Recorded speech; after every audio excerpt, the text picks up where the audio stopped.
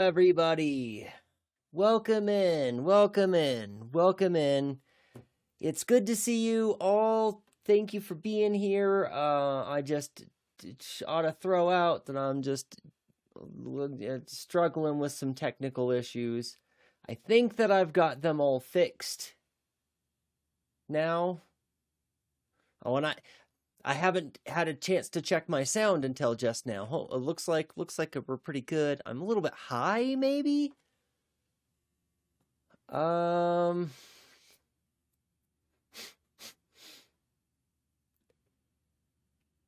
see. We'll see how this goes.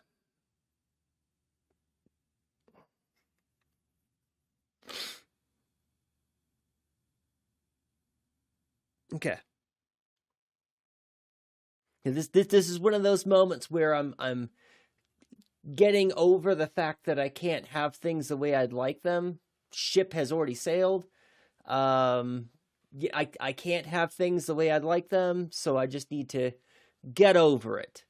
So this is my getting over it. Let's make sure we get rid of the starting soon, because we're starting now. Welcome in, Jane. Welcome in, Eleni.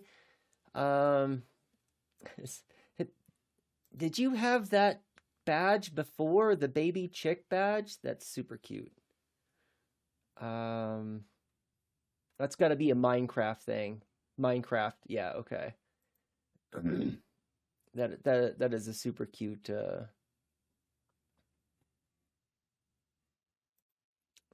one. Yeah, I'm excited to see you too. Good to have you in.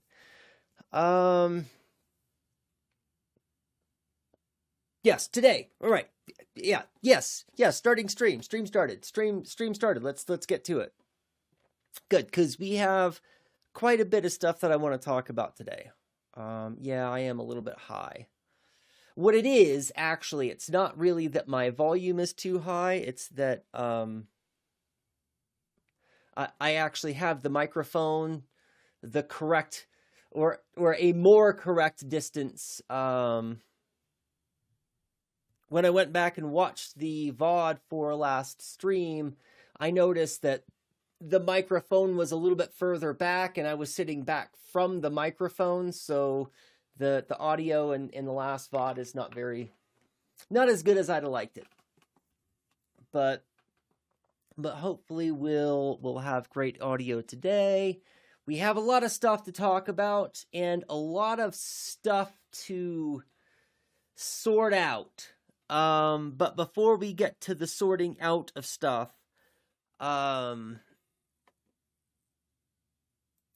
before we do that, I'm still getting organized too, because the problem that I had, or one of the problems that I had, is I mentioned this before, that I've changed my stream setup, but I haven't changed my setup for class, for when I get ready for school and class.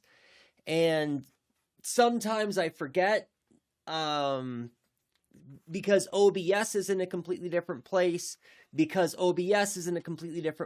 where I have the media that's plugged into OBS is in a different place. So when I started stream, I was really frustrated because I had to resize my windows again, not realizing that I had everything in the wrong place. So I resized all of my windows, started stream, and then realized that nothing was in the right place. And when I put everything in the right place, I had to then resize my windows again. And this is me not moving on. I was supposed to be moving on from being upset about the start of stream, and this is me. This is me not moving on. All right, so let's get to the moving on, because we've got stuff to cover. So one of the first things that I want to start off talking about is that okay, two things from last stream that I want to address directly right now.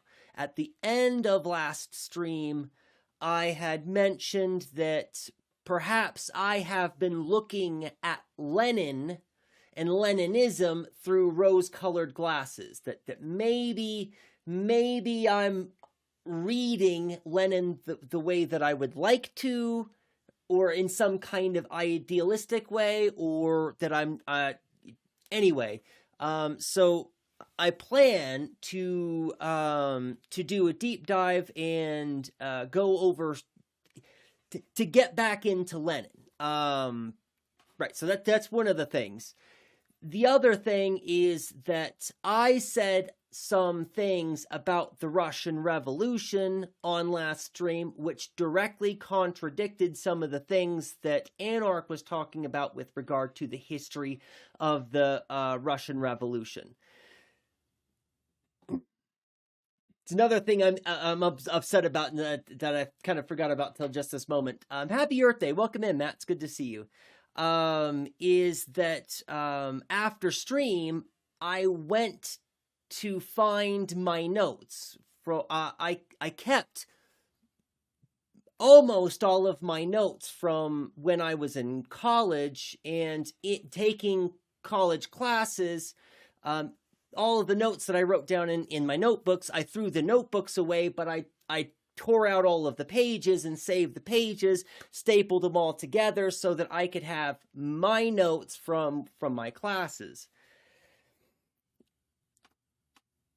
I have the notes for every one of my philosophy classes, from every one of my history classes, with the exception of from my Russian Revolution class. I cannot find my notes from my Russian Revolution class, which is really quite upsetting because it's a huge amount of information that I had condensed into one place that for easy reference that has disappeared. I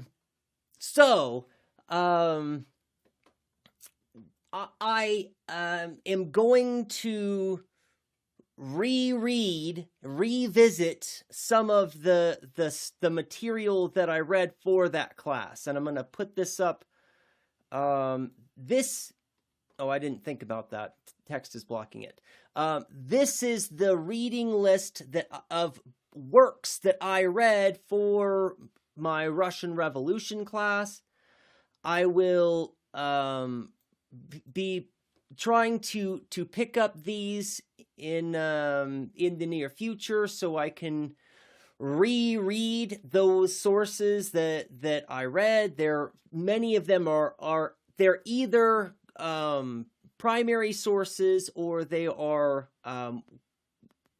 collections of works assessing primary sources. So that I am brushed up on the historical events of the Russian Revolution to the extent that one can really know. And the thing that I mumbled in last stream in response to me having said something that was directly contradicting something that Anarch said, what I had mumbled is that there are many different first-hand sources all talking about the Russian Revolution, and lots of those sources contradict each other. So and that's with this and all of these sources, that they all argue different things and have different emphases and attribute different things to the cause of the Russian Revolution. So I'm going to look through these sources and not look through, I'll reread these sources and so that I can better familiarize myself with those things.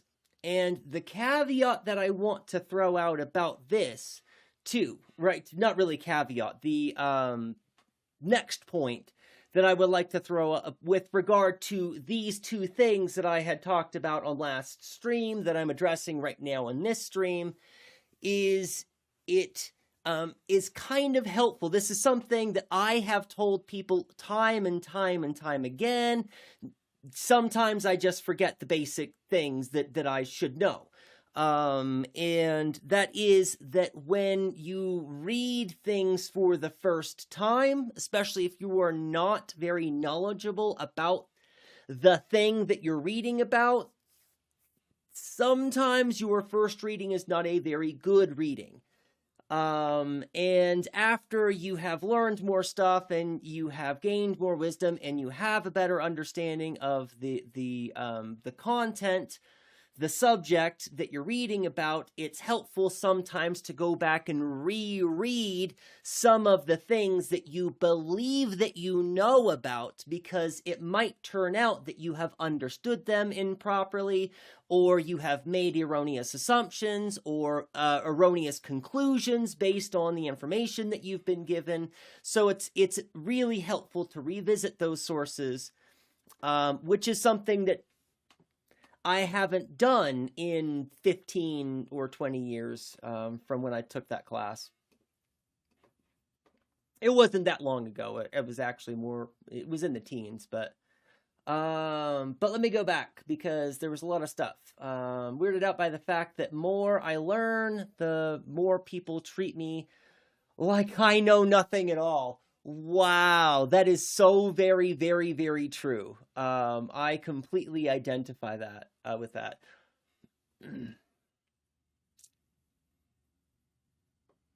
Ra Wenua in Maori. Oh. Ra Wenua. Is that Earth Day? Is that what Ra Wenua is? What's the point of learning anything? Oh, it just makes it's not that it makes you dumber, Eleni. This is something that I have experienced too. It's because most people don't know what they're talking about and are confident in their not knowledge, in whatever it is that they have, their lack of knowledge. And I think that the history of Palestine and the history of the conflict with Israel and Palestine, I think, is a really good example. The more that I learned, and that this is something that I realized 5 or 6 years ago when I first started to really get into the history and the goings-on and the politics, is that I would gain more information and then talk about it in spaces, and then people would assume that I didn't know what I was talking about because the things that I'm saying don't cohere with the things that they had heard, the things that they believed that they knew. And over the last several years, in a lot of leftist spaces, more and more people have brushed up on the history, have gotten into the details of the politics and such. So the zeitgeist has caught up with me, actually, and I'm learning stuff all of the time that I didn't know because so many other leftists in leftist spaces are caring about it now and are getting the information and gathering it. But it's just when you first start to learn a lot about, and this is true for American imperialism too, I think is a fantastic example.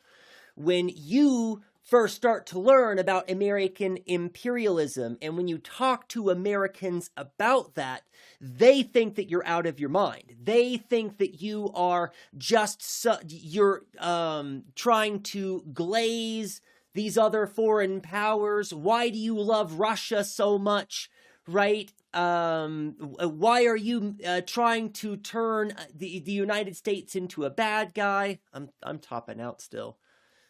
I keep pushing up into the red zone, so I'm try and turn down the sensitivity just a little bit more on the microphone, and hopefully I don't red out anymore.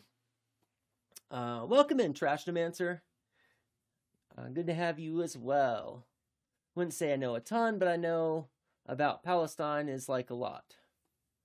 Right. Yeah. No, absolutely. But that's that. I think you get the example. Then I think it's more about how common folk go for common sense, and common sense is a fallacy. Correct. That is a great way to phrase that, Trash Nomancer. I don't think I've ever expressed that quite so succinctly. That's really it. Common sense is a fallacy. So when someone knowledgeable shows up, nothing maps due to distortion. They are smart, so obviously the knowledgeable person is wrong. Yes. Right. And that, yes, that's people's confirmation bias. People believe that they know the thing. People believe that they are smart. And when you present information which doesn't cohere with their being smart, you must not know what you're talking about. They can't understand that there could be an alternative. Black community police murders on 2020 on October 7th, 2023 really changed my outlook on civil rights.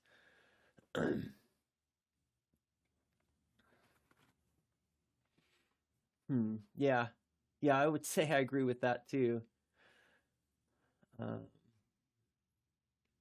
Like I know about Operation Cast, Thy Bread, and Operation Cast Lead, and Nakba, and like etc. Yeah.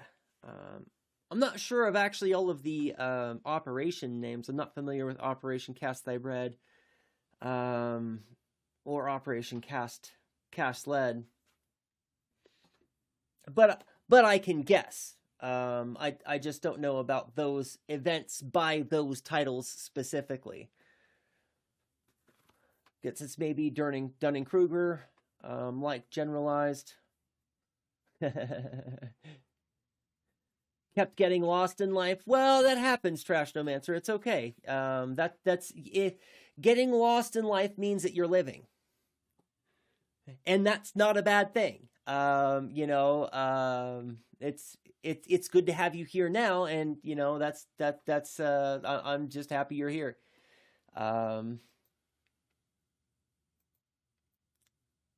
Yeah, okay. I may know them as wars within a year. Okay.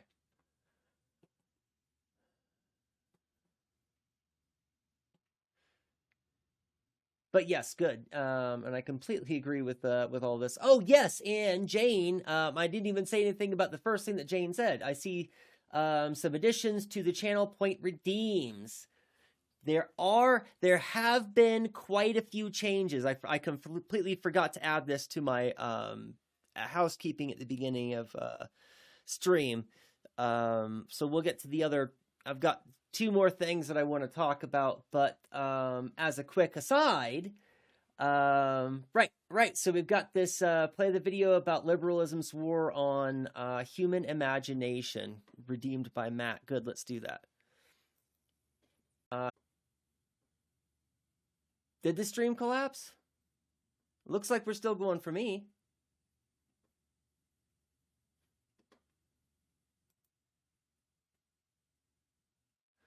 Okay. Yeah, please wait. We're back. Good. Weird that there was an interruption. I'm not sure what the interruption was, but I'm glad that we're back. Yes, this is the one. Okay. And one of the ways that neoliberal capitalism has managed to operate, despite the fact that it creates outcomes that no one really likes very much, has been through a war on the human imagination. Has been intentionally trying to squelch any sense of alternative possibilities. I mean, when I, as an anthropologist, you say, well, there's 1,000 ways to organize an economy. And people, of course, will immediately say, well, bring that volume down a little bit. Those people are primitive, to which I always reply, so are you saying if you're carting around grain in an ox cart, there's 27 different ways to organize an economy, but if you've got computers, there's only one? I thought technology was supposed to give us more power and choices, not less. It confuses people a bit. I always say I'm not in the business of telling people what sort of economic system, what sort of political system they should have. What I am about is creating the situation where they can decide for themselves what sort of economic or political system they have, which they don't have now. But the more visions of utopia you have, the more power they have to think about those things or to choose that. There you go. That's the alert that Matt just redeemed. We're back almost. Wait. Are we not back? Did it actually crash the stream?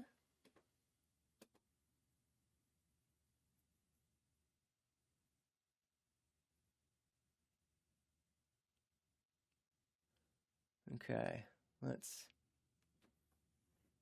Huh.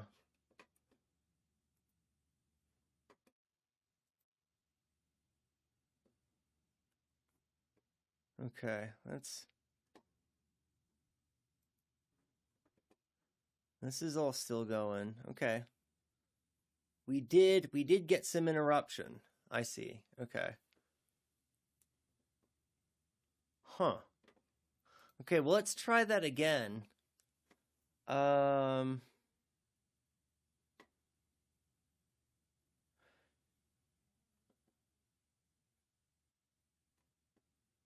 let me redeem something. Let me see what happens here.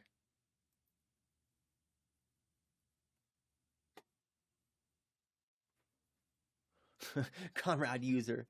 That's weird. It's supposed to say my name there.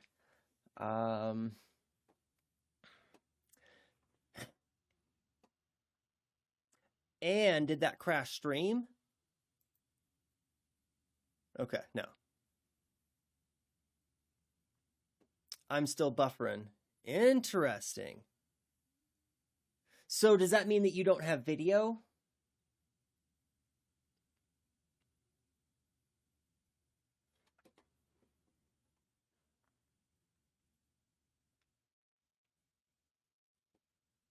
Okay. And the other, so a lot of the other ones have been shortened.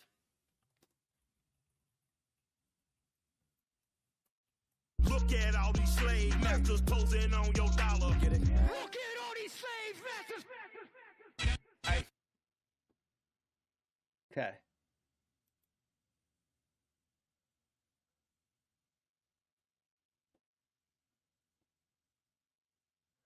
So most of the sound alerts that are active now, that'll just happen from chat, should be a lot shorter and should be a little bit quieter than I had them. I didn't realize that the volume was really high on those.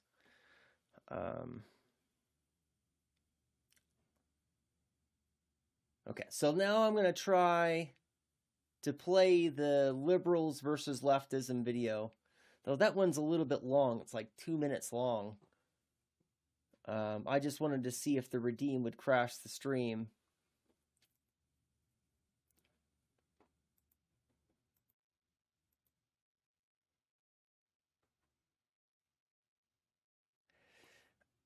And this thing is still showing the wrong icon, which makes me really quite upset. It's the little things. It's the little things that really get me. So, man, I fixed this like 3 different times. It doesn't matter. The power up that says that's non-violence is supposed to be Kwame Ture. Have video again. Yay! Good, we're back. Good. Everybody refresh. Okay. Man, what is going on?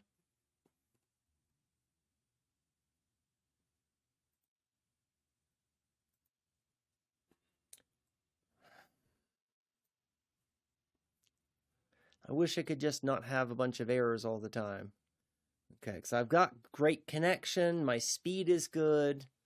I don't have a bunch of stuff running in the background. Let me check my task manager. I'm not even using half of my memory, about 20% of my CPU. I shouldn't be having any problems whatsoever. Should not have had any problems whatsoever. I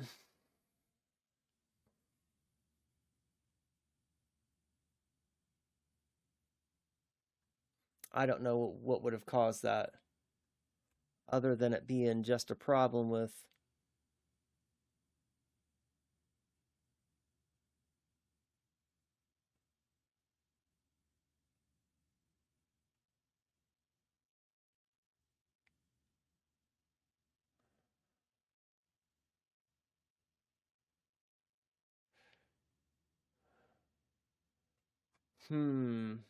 yeah, maybe. Okay, well, before I go on, I want to make sure that the channel points, forgot to put Artemis out, that the channel points are gonna work.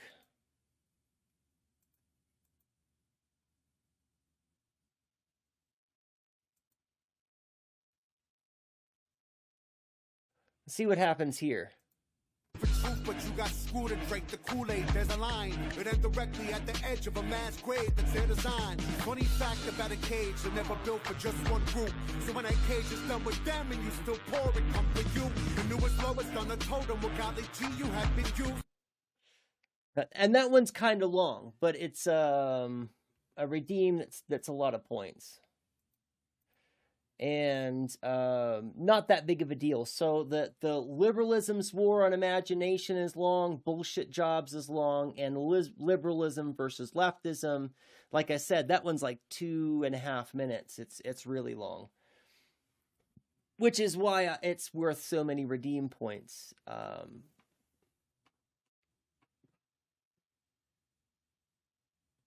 And it didn't seem to crash the stream that time.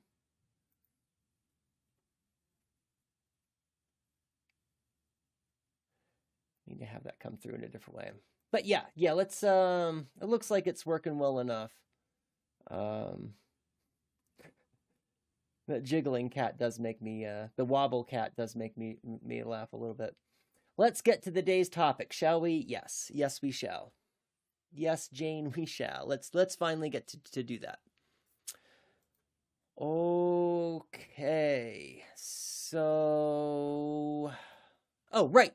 Before we get to the topics of the day, I still have a few other housekeeping stuff that I want to talk about.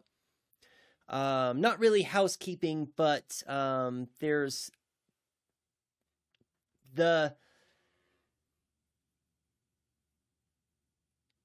which one first?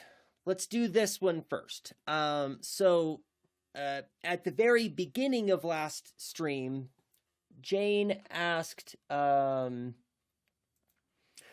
made a comment about statists and non-statists wanting completely different things, which is absolutely true, and something that we'll need to get worked out. Let me drop this a little bit.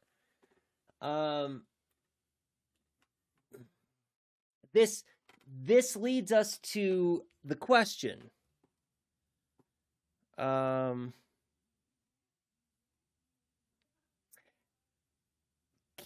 we?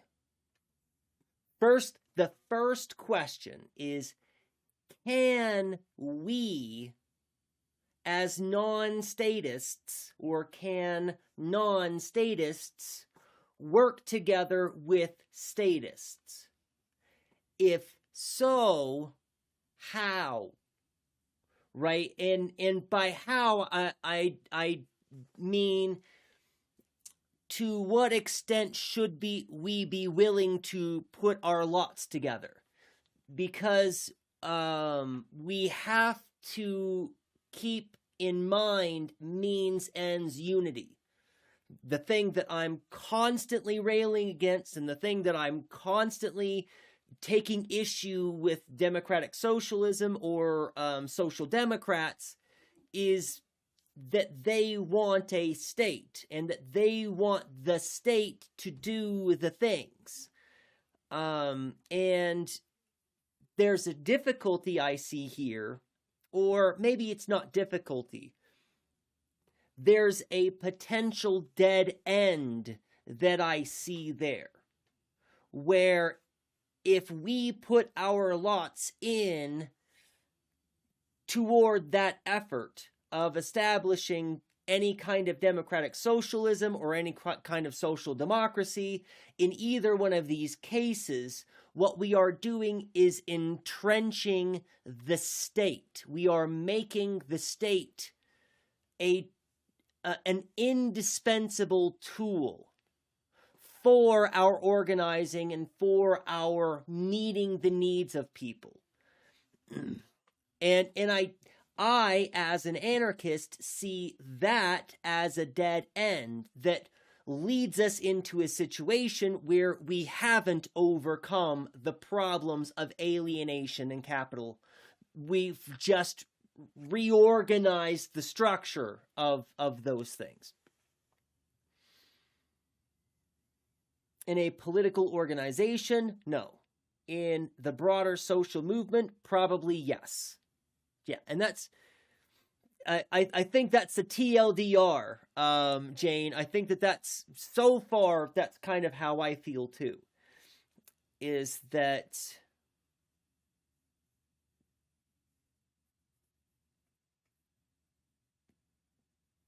well,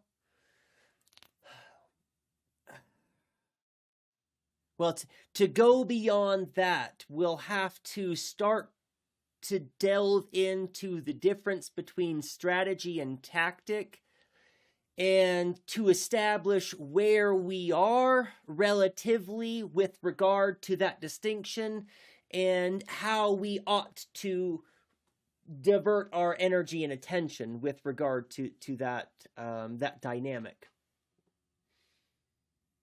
I agree with putting someone up on the correct side of the important issue. I just think capitalism is the better line than the existence of a state short term.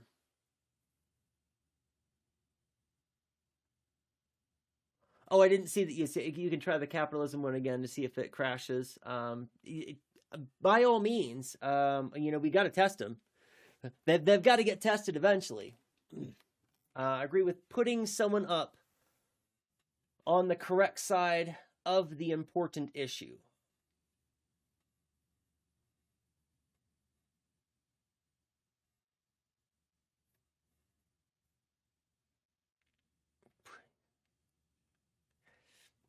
I don't think I understand what you mean, Matt.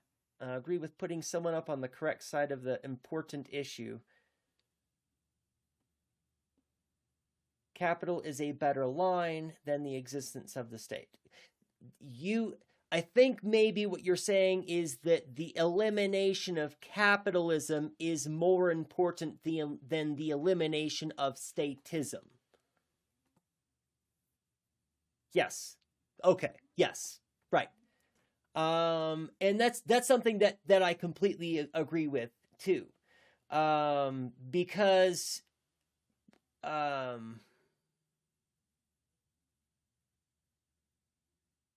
from my anecdotal experience, I was trying to figure out how best to qualify this. From my perspective as a college instructor, that is all of a sudden seeing an awful lot of anti-capitalist sentiment from my students. This is brand new. The first 2 years that I taught, everybody I taught was a capitalist. Right? And there was nobody who was even slightly not capitalist.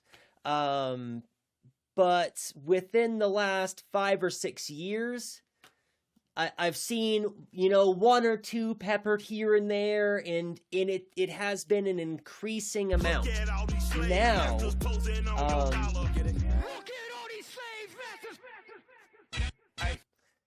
now I have a lot of students. I wouldn't say a lot, but way more than I used to. In every one of my classes, I have at least one student who is regularly conveying anti-capitalist sentiments, and openly, right? They're not dodgy about it. They're not ashamed about it. They are not, right? They don't have any apologies. They are just, capitalism is terrible. And, yeah, that one didn't crash.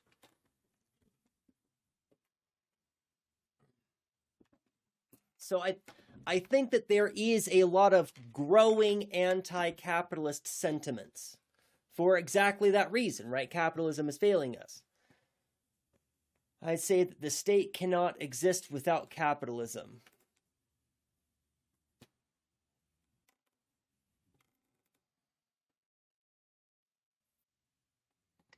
I don't know that I agree with you on that, Jane, but I want to marinate on it for a minute. Let me think. Say the stake. I believe that capitalism can't exist without the state. I don't know that it's the other way around. I think that states... Yes, I believe that states can absolutely exist without capitalism. I mean, states predate capitalism, but the more the reason that I think so is that I can easily envision, I don't have to use a lot of imagination, I can easily envision a world in which humanity has eliminated money, has eliminated class distinctions, has eliminated some alienation, but that state would still, that organization would still have a state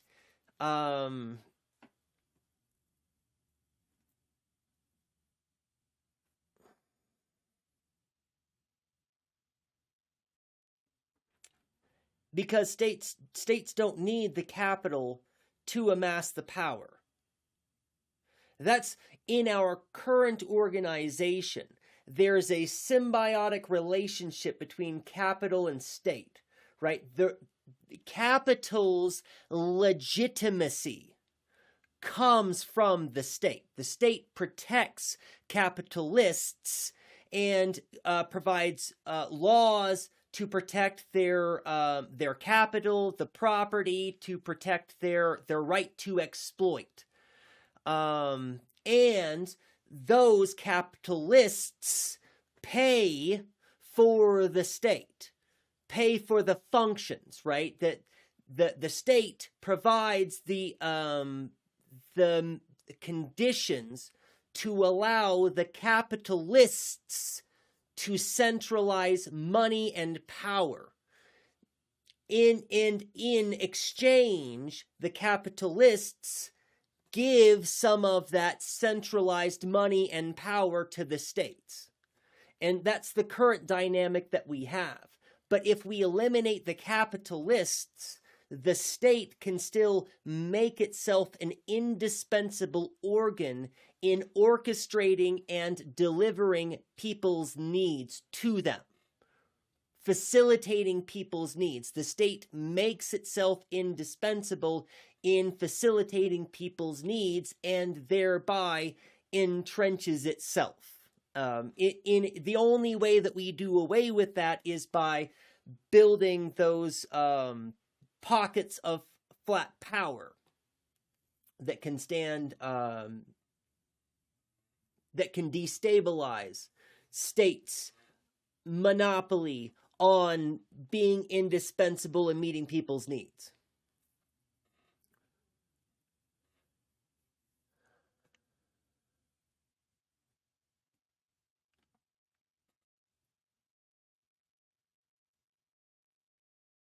Yeah.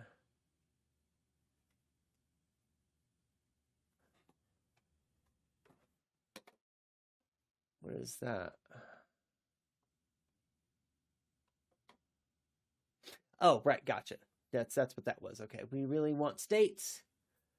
If we really want states, watershed states, that just makes sense. Watersheds are a great way to break up ecological and social structures. Those could still serve a desirable function, but the priorities are all backward currently, okay?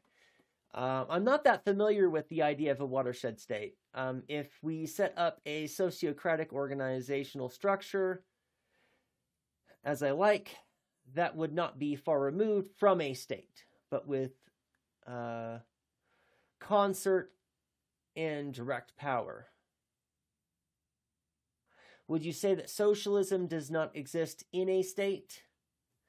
Then, since socialism is horizontal, whereas the state is hierarchical.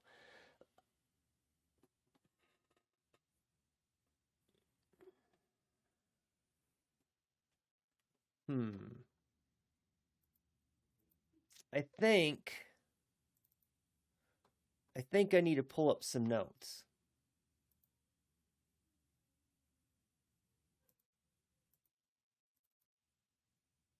No, that's the right one already. Good.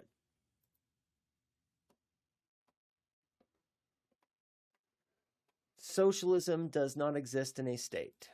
Would you say that socialism does not exist in a state?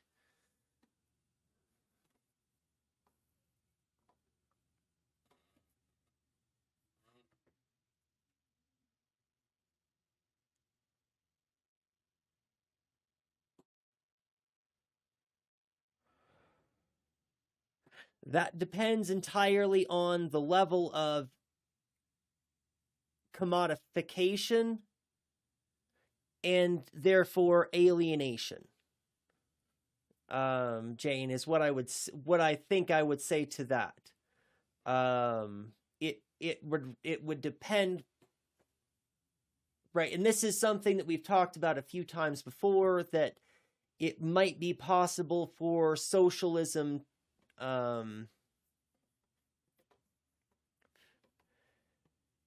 to have some commodification.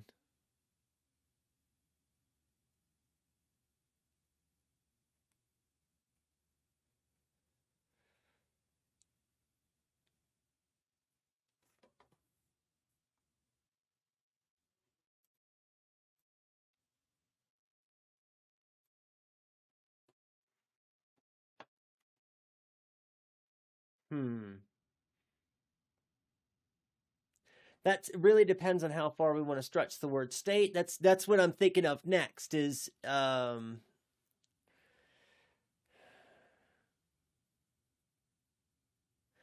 clearly it seems to me that our terms are not yet sufficiently fleshed out.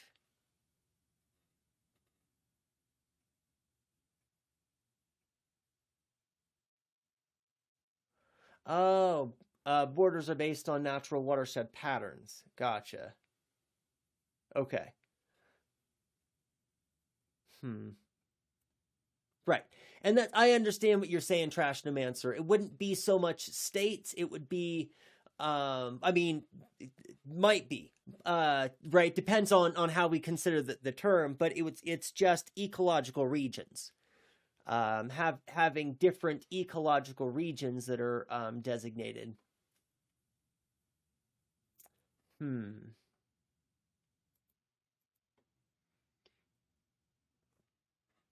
I don't know that we should necessarily want borders. And I think that that's a really good question.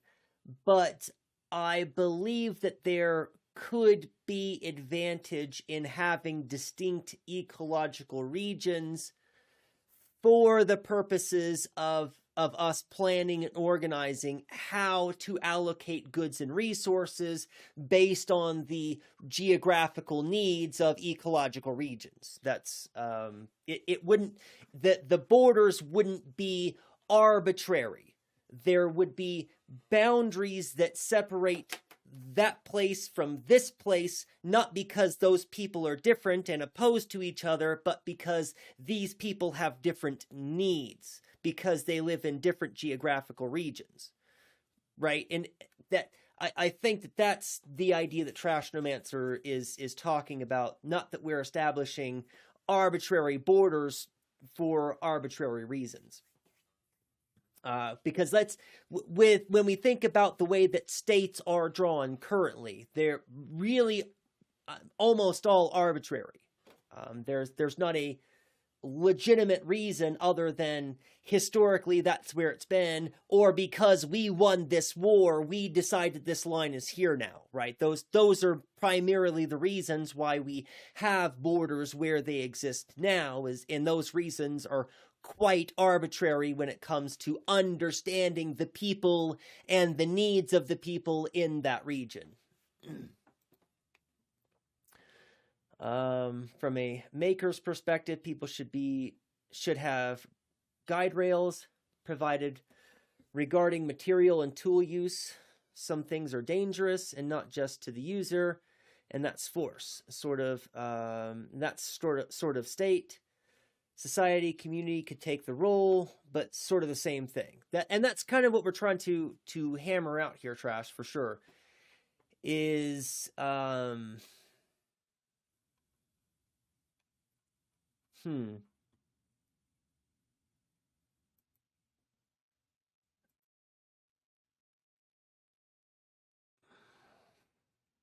is what kind of guardrails would be appropriate and not oppressive.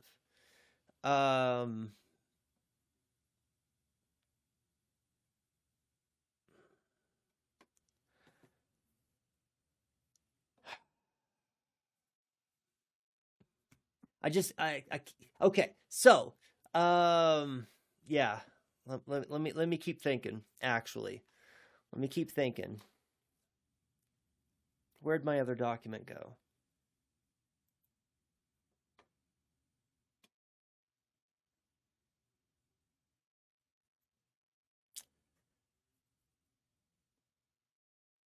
Okay, right, before we get too in the weeds on statism, because this is where I want to be, right? So let me just be clear. In the weeds is where I want to be. But before we dive deeper into the weeds, I do want to take another quick aside. Is it really appropriate? No, this will come back up later. I'll just put a pin in this, rather, and we'll come back and deal with that later. I'm sure it'll come back up. And if not, then we'll just talk about it next week. Or on Friday, because today's Wednesday. I keep getting mixed up about the days today.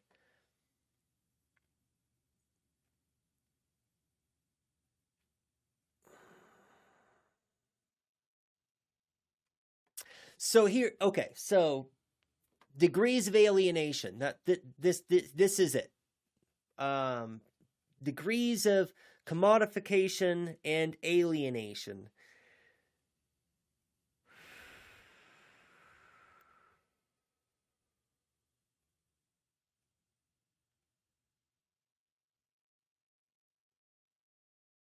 Because some of the concerns that we've talked about are like in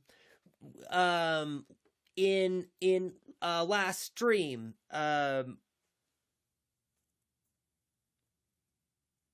it was Jane's comment. Jane made the comment that of us as free individuals appealing to experts and authorities on particular issues is a kind of freedom, right? That I don't have to figure out how to purify my water. I can trust that there are experts in water purification in my community, and I can trust them. And it's not an uncritical trust. That's an important aspect of this. We don't just assume those people are experts and assume those people have our best interests in mind. But we don't want to have to learn how to make our own shoes, sew our own clothes, grow all of our own food, to have to make everything, to know all of the information, to all of that expertise, right? We can have shared expertise where those people are experts in that, and those people are experts in this, and I'm an expert in this. And we can have a kind of freedom, but that freedom also comes with a kind of commodification, right? I now recognize that my water is tied to those people. My food And my survival, therefore, is tied to those people who are the experts on growing the crops, right? Or whatever.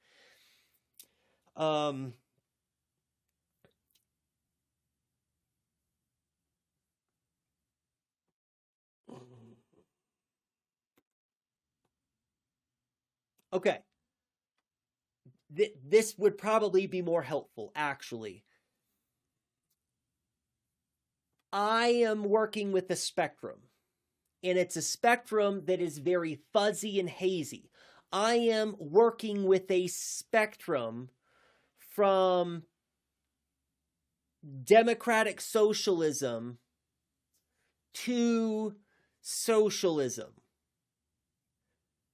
And that's kind of a big, and for me, still a little bit fuzzy spectrum.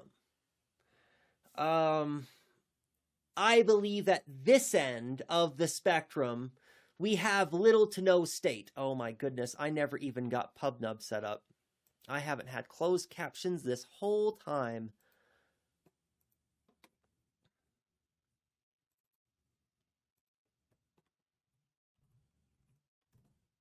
There we go. Now I've got closed captions. But right on this side of the spectrum, I see there being little to no state. On this side of the spectrum, closer to democratic socialism, there is a state. It's not little to no or some, it's definitely there is a state. Right over here, there is a state, and somewhere along this spectrum, there may be little to no state within that spectrum, and I'm not sure where state ends there, or if it's possible to have state all of the way, all throughout the entirety of the spectrum, right?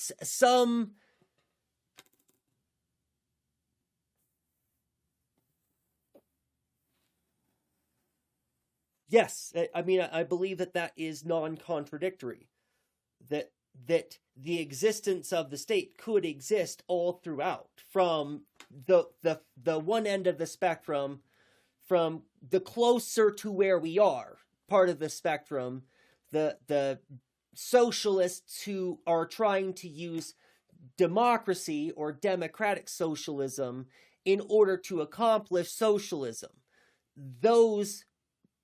That effort is still necessarily state-based. And unavoidably state-based. There's no way that you can do democratic socialism and have that not be a state-based initiative. Simply cannot be the case.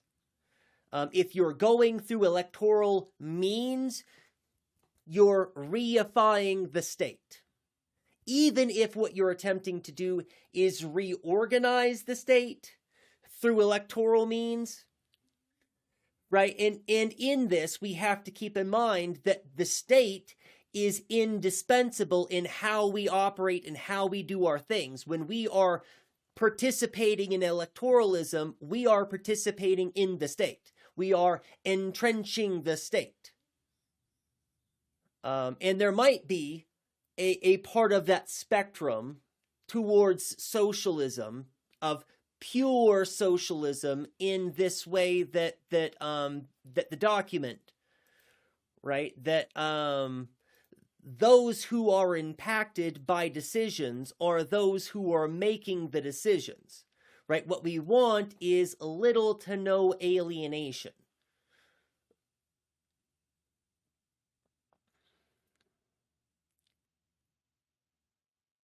Am I getting ahead of myself?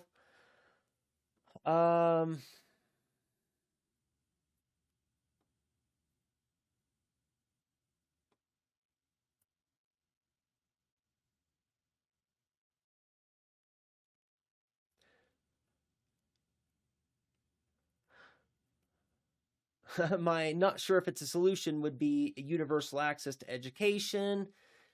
this is not a bad train of thought at all. If we pass the associated test for an activity, then they can do it. Freedom with education. Still, my framework is oppressive, sort of. It is.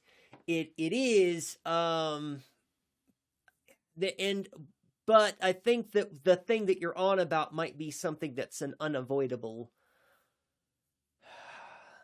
thing. I'm going to put a pin in that trash and come back to it in a minute. I don't see it as a form of commodification or alienation. You don't see socialism as a form of commodification or alienation. I'd say that a state stops at representative democracy.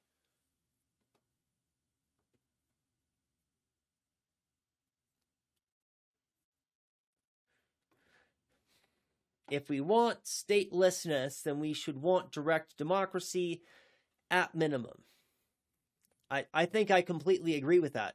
I 100% completely agree with that. If we want statelessness, then we should want direct democracy at a minimum. Right. No representative democracy whatsoever. But then, okay, good.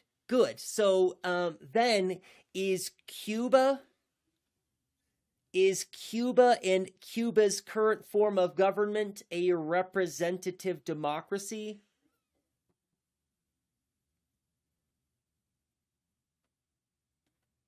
And is it an alienated one? So the way that I understand it too, I'm not a Cuba expert, so somebody please correct me if I'm wrong on this, but industries have their own unions, and those unions within the industry take votes throughout the industry to elect leaders to represent the entire industry, and then those people come together in it's similar to our Congress, but the members of that body have much more power with regard to being able to make motions and introduce topics, and not everything has to go through a speaker like in our Congress. And that's, anyways, we can talk shit about how terrible our Congress is later, but those, right, but this is still a representative democracy.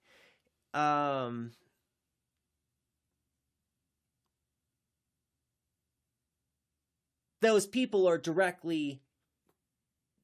democratically chosen to represent entire demographics of people, right? All of the workers within a certain, and it may not be one, some of the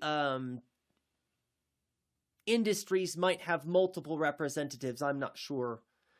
But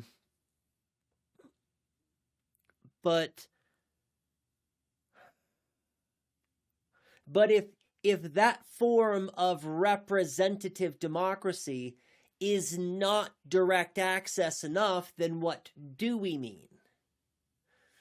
And I'm asking that question to fight against the idea that every individual in a society needs to have knowledge about all of the things that are going on and needs to have their hands in all of the decisions about all of the things, right? That everybody every day spends all of their every day voting about what everybody else in the society is doing all day, every day. Yes, Cuba Cuba is still a representative democracy, but if that form of representative democracy is still too much commodification or too much alienation, then what do we mean?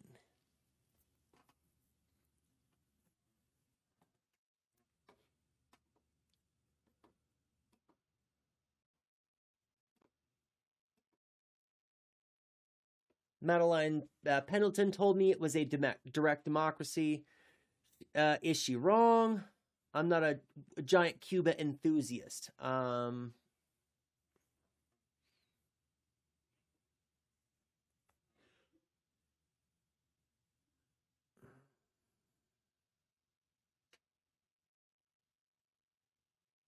It's kind of why I'm asking the question, Matt, because I don't know. And by I don't know, I mean I've heard it called both. Right? I've heard it referred to as a representative democracy, and I've heard it referred to as a direct democracy. And I'm trying to figure out for myself, what that means.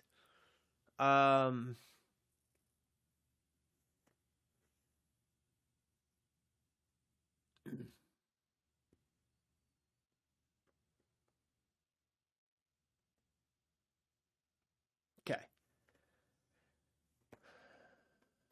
Yeah, let's read this. All, and I mean all, Jane says. Affected individuals will decide themselves, right? And so this is going back to this at the top. This is our threshold.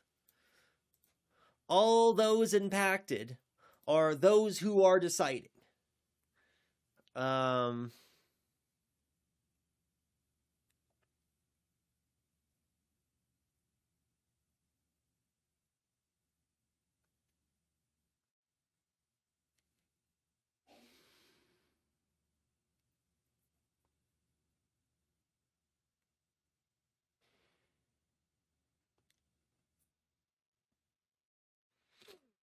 And part of the problem too is it's hard for us to imagine systems other than that which we are in. It's hard for us to conceptualize organizations which are antithetical to our current organizations.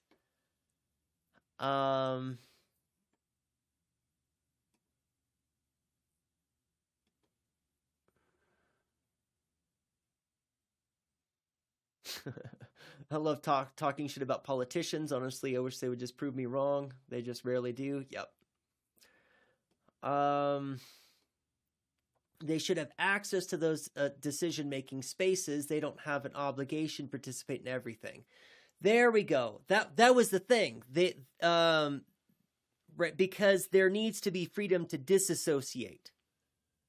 That for freedom to be real freedom. And that's the thing that was tripping me up is I don't want to live in a society where I have to vote and decide on all of the things that impact me, because I don't have the time to research all of the things. I drink the water, right? I drink the water, which means if I need to be voting on what we are doing about the water purification, then for me to do that freely, I need to have the information. I need to know. I need to have the knowledge, which is going to take time and energy away from the things, from how I would like to direct my will. I don't want to spend my time researching water purification. Right? I don't want to have to do that.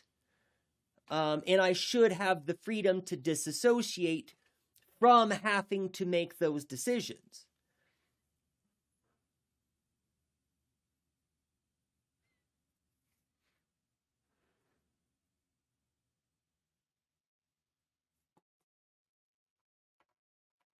I should try rewriting my silly little organizational structure. It minced a tree and grew over time. Okay. Oh, it mimicked a tree.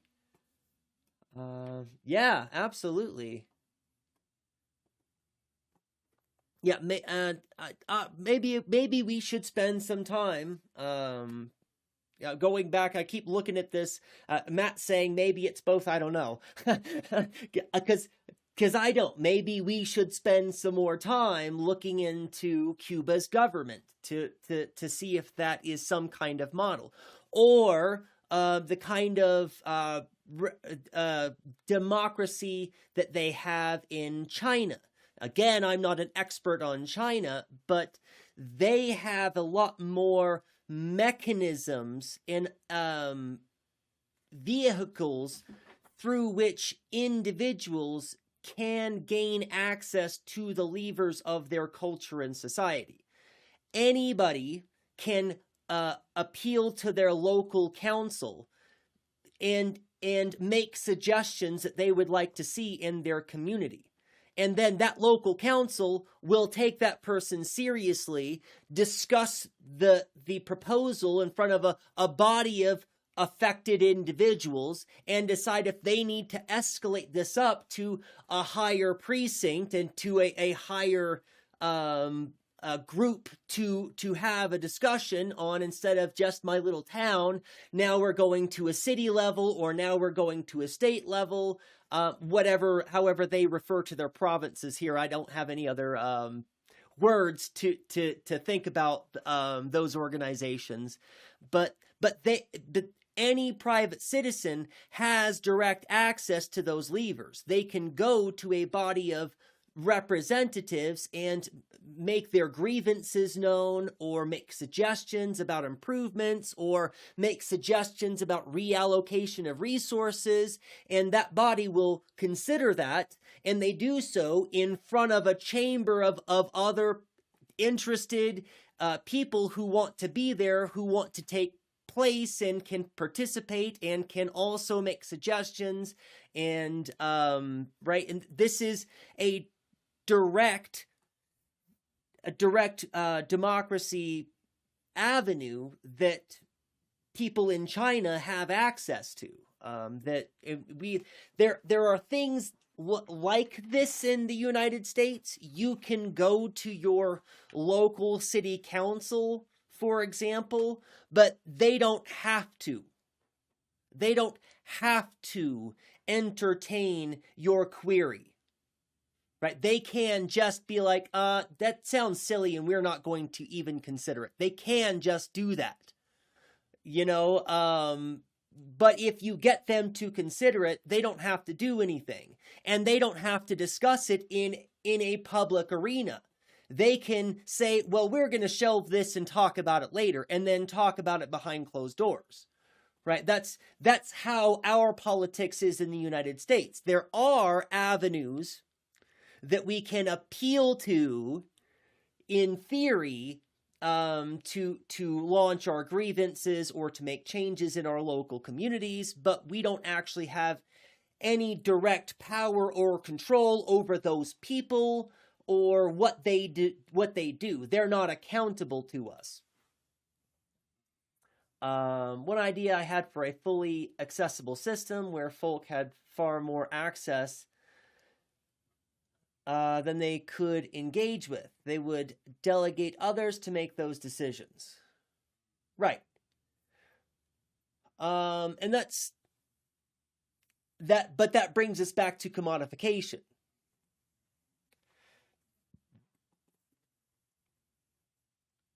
I was responding to Madeline specifically about electoralism, so I assume it wouldn't be both. But she's been wrong about big things before, like the colonization of Africa.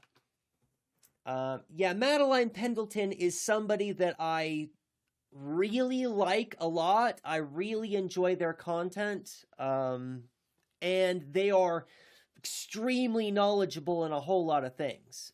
But there have also been instances where I've questioned. I've had reason to question, and reason to go and do my own research, and reason that, yeah, she's an example of how we all have blind spots. Yeah, I think that that's true. And that's why we need a diversity of tactics and a diversity of perspectives, right? I certainly don't have any of this stuff figured out. I don't know. I don't know what's right. And I appreciate having an arena where I can talk about things that I know about and things that I don't know about with other people who are knowledgeable about things, so that we can come to have a better understanding of them, because nobody's 100% right about everything. Exactly. Delegating granularly. Let me try that word again. Granularly. Though could be their neighbor or an expert or an influencer per category. and not until the user deems differently, not like an elected office in our current framework. No, I get what you're saying, Trash, but there's still some dangers here. And, it's, you're trying to help me flesh out my idea, but at the same time, I've got to, but that's a pushback. There are dangers with this thing in any form of commodification whatsoever. And if, well, let's not do that. But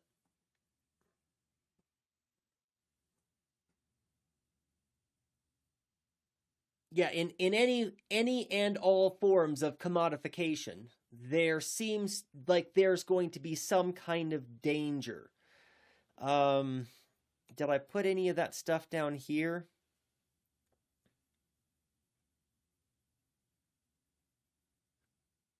No.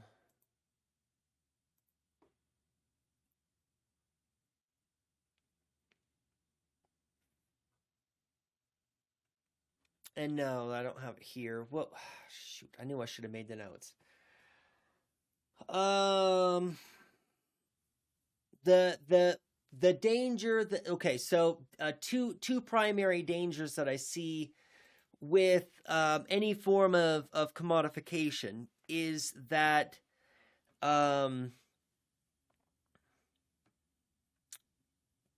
first, people become comfortable with the idea of turning over responsibility.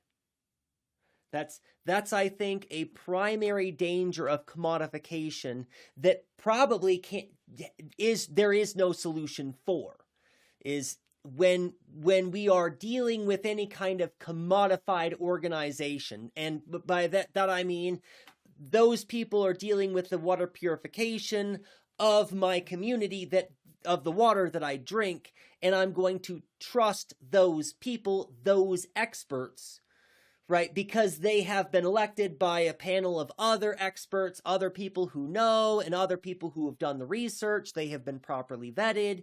So I'm going to turn over responsibility to them to make decisions. And in this, the water becomes commodified, and the individuals who take part in the water purification and water transportation and however it gets to my mouth, right? Any people that are involved in that are also commodified as well, right? I see those people as a means for getting my water, which is something that I don't have, that I'm not doing directly. So we have the first problem is people being comfortable with absolving themselves of the responsibility for their own states of affairs, their own water. But we also have the problem with states and statism in general, is that when people have lots of other people who trust them, these people that have the trust of lots of others historically will use the trust that they have garnered to leverage some kind of social advantage, right? And this is the beginnings of the centralization of power, which is, and even if we have an organization and don't call it a state, but people are still funneling and centralizing power, a state by another name is still doing the same state thing, even if we call it something else. So those are the two big problems that I have with commodification in general, and this is why I'm an anarchist. But I have to think about the reality of the world in which I want to live. And in that reality, I don't want to have to know all of the information for my own water purification, and for how to make my own roads, and for how to rotate all of my own crops, and for how to make all of my own clothes and my shoes and all the other goods that I want to consume.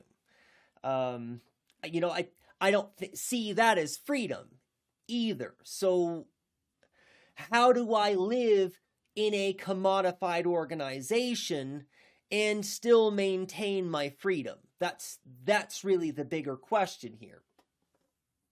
The affected individuals would comprise the entirety of the council. Yes, they would deliberate and decide on a mandate themselves and delegate for implementation if circumstances needed it.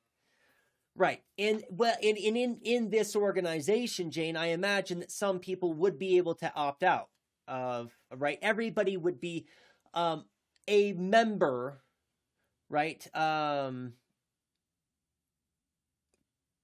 They would be on the council, and any of those people can address the council, or can bring up concerns to the council, can participate in the council, should be able to reorganize the structure of the council, or maybe even the composition, those who make up the council, right? And that's the people would figure out how they would organize themselves in their own councils. But there would still have to be some kind of freedom for those people to disassociate if they didn't feel like showing up to this council meeting today, right? Or if I'm feeling sick, or if I don't have the spoons, or if I need to dedicate my time and energy to this other project that all of my other various councils, because I'm not just a member of this council.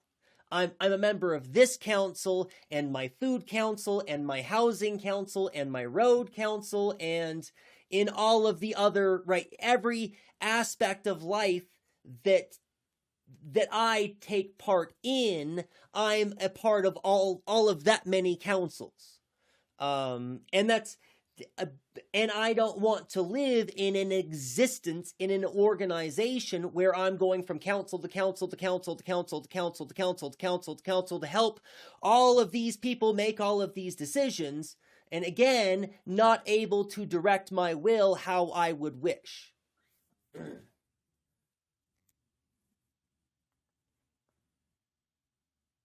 I think that your conception of commodity is too broad. Okay?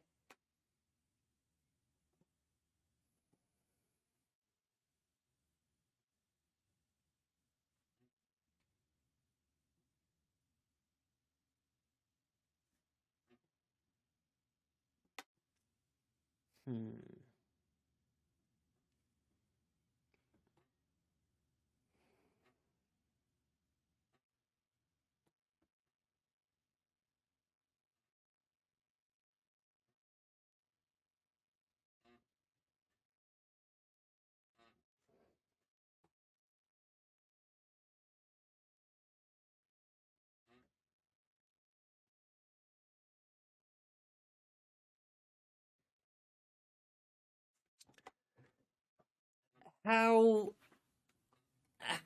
might my conception of commodity be narrowed to make it less broad?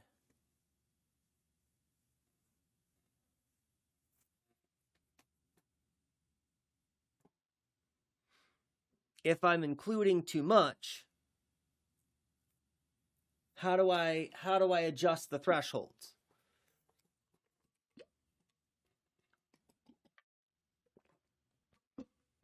Seems like the council model could be handy. So the community elects a group of experts, and the community asks questions about the given issue and use that information to decide collectively.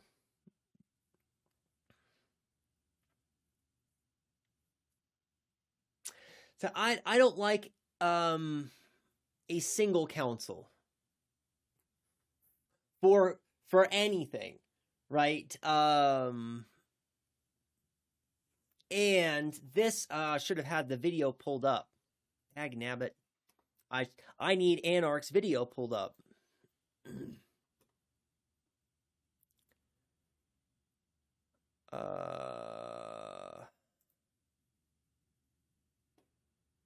Y'all give me a minute.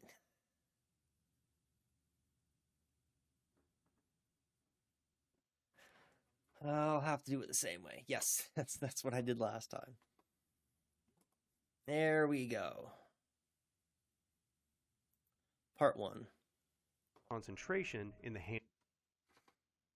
Okay. Because I see if we have any single council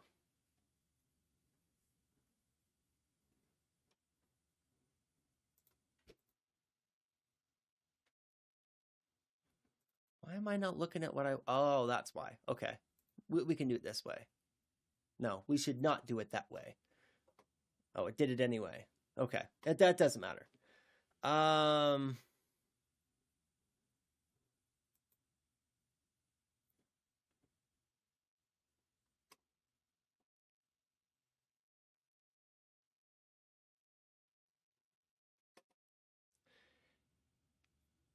There we go. This is the quote that I was looking for. The organization of the party substitutes itself for the party as a whole, then the central committee substitutes itself for the organization, and then finally the dictator substitutes himself for the central committee. This is something that I see unavoidable by having a singular council.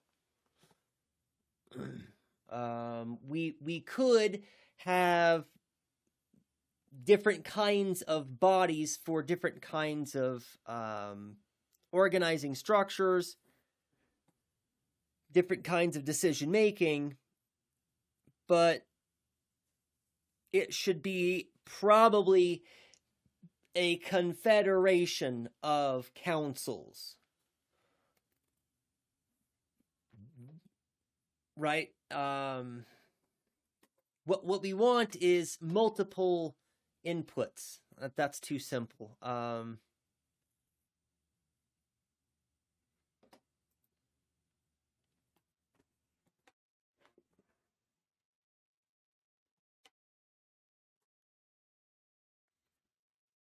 There should never be just, well, oh man.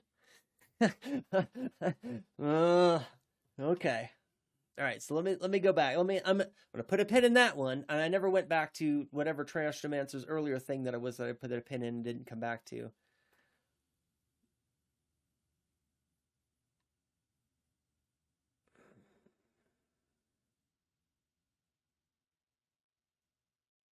Oh, the guardrails. Because some things in society are dangerous. Okay, that's another thing that still needs to be addressed. Because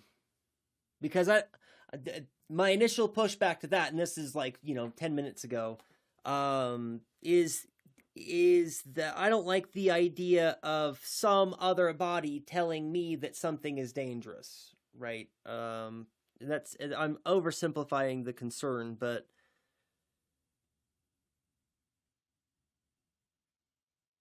and really missing the point for where we are right now. So again, we'll just put the pin back in that. Commodity. Conception of commodity is too broad.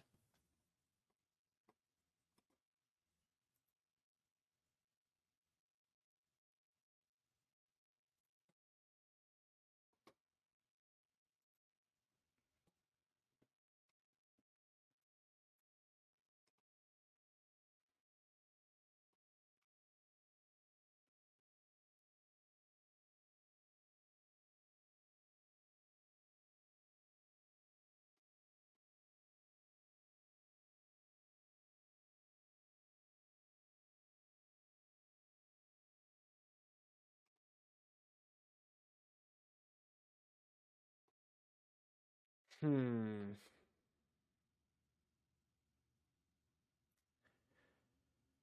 this stream is really making me have to use my brain an awful lot. I'm having to think really hard this stream. Good job, everyone. Thank you. Right. Yes. Like, I don't want my neighbor burning tires for fun is a great example. Right. Right. Yeah, as safeguards. Right. And that's why I was like that. I don't want other people telling me what's not safe for me. And that was not quite what I meant. I think that's a great way to put it. I don't want my neighbors burning tires for fun, pouring chemicals into the waterway. Right? There need to be some kinds of standards, and those standards need to be what? Right? That we as a culture and society or a people need to have standards, and those standards need to be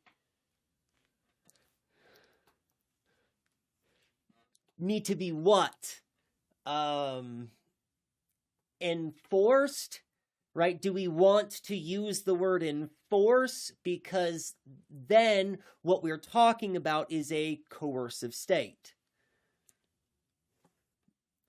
Right? And this is the crux of wanting your cake and eating it too, right? And the reason why anarchism is considered untenable, to be an idealistic utopian fantasy by people who aren't on the left and people who are on the left,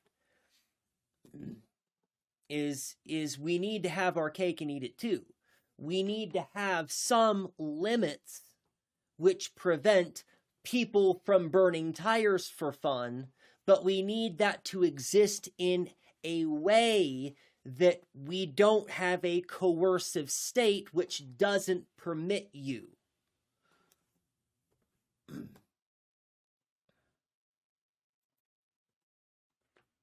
Why do you think that people can be a form of commodity? Because it's that which interferes. I'm getting my definition of commodity straight from Bookchin. And in the way that Bookchin is dealing with commodity, Bookchin is concerned primarily with two things with the current organization of states and societies. And the two things that Bookchin is most concerned with is commodification and alienation. And those two things go together. And in the example that I gave about me trusting somebody else who is over the waterways and over the water purification should help, right? I don't get my own water, right? I'm not in charge of how my water is distributed to me. In the current situation, and again in this utopian stateless, we're hoping for some kind of stateless existence, right? In both of these situations, I want the freedom of not wanting to have to know all of the information about water purification and to have to dedicate my time and energy to figuring out how that works. And if I don't want to be directly responsible for me making sure that my water is clean and palpable, I have to rely on somebody else for my basic needs for my survival. When I depend on some other person or some other apparatus, a state, if I depend on something or somebody else for the thing that I need to live, I see them as commodified, as a way that I get my basic needs. The doer of the water is not divorceable from my need of the water, right? This is the person from which I get my basic need. I can't get my basic need directly, or I don't want to get my basic need, so I go through somebody else. This is commodification, right? They get the water, I get it from them. and I see them as a means for my survival.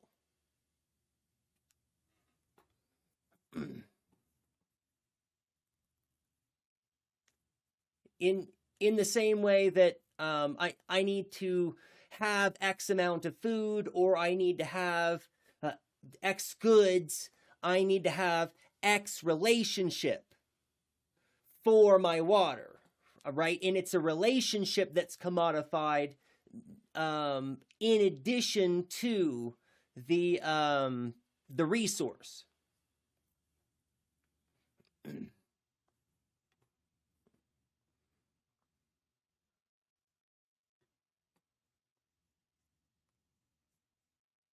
I think the way we design products is backwards. As someone trained in new product development, we make things first, release it, and then find out if it's safe.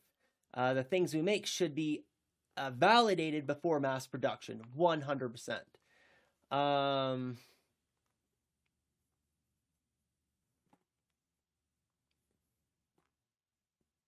Yeah, social commodity.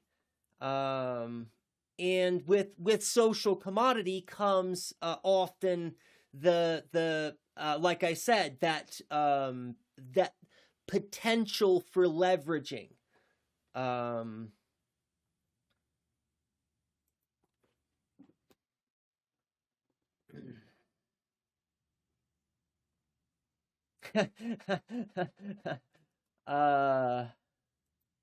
Next you're going to want a toothbrush you didn't make yourself.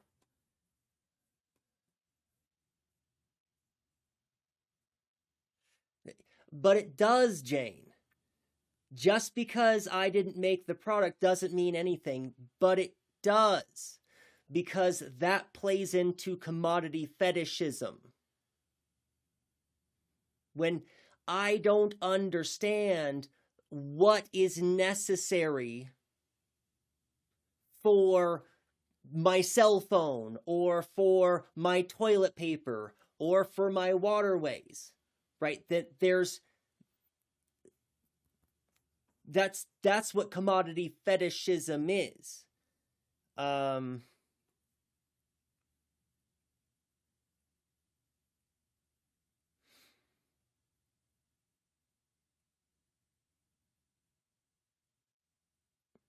No, and then that's the crux. And not only do you not have the time, even if you had the time, you wouldn't want to, because that doesn't fit your conception of freedom. But I still keep going back to your statement. This sounds so hyper individualistic to me, and I don't really have a good pushback for that.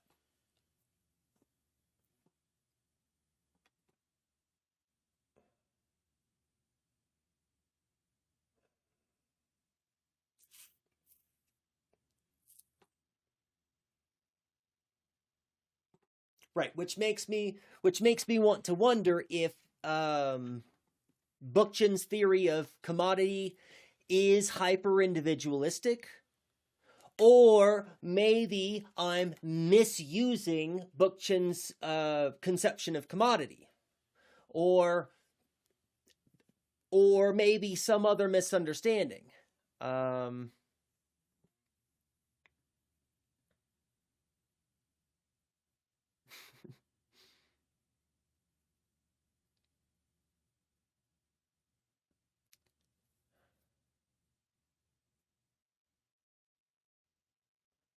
All right, so because we're deep in the weeds. Good. This is really good. We are deep in the weeds. So let's take a second and just take a step back. Now remember why we're having this conversation in the first place. We're trying to figure out well, right now we're trying to figure out if socialism can exist without a state. Right? If it's possible for us to have a kind of socialist organization wherein everyone has direct access to being able to make decisions over all of the things that affect their life. And the difficulty, one of the difficulties that I keep mulling over in my head is we can have this organization here where all those who are impacted are all those who are deciding. We can have that in a state.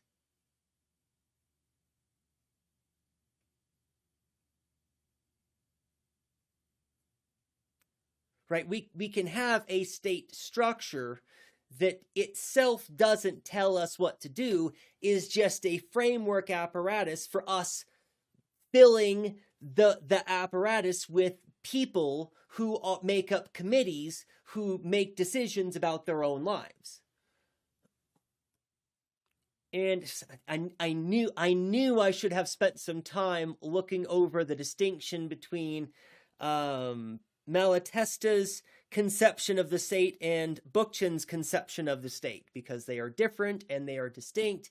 And I was like, we should tap into that because it's going to make a lot of the discussions going forward a lot easier, and we should have done that. we should have done that. Hindsight, in hindsight, and I was not prepared. I did not have time to get prepared to do that today.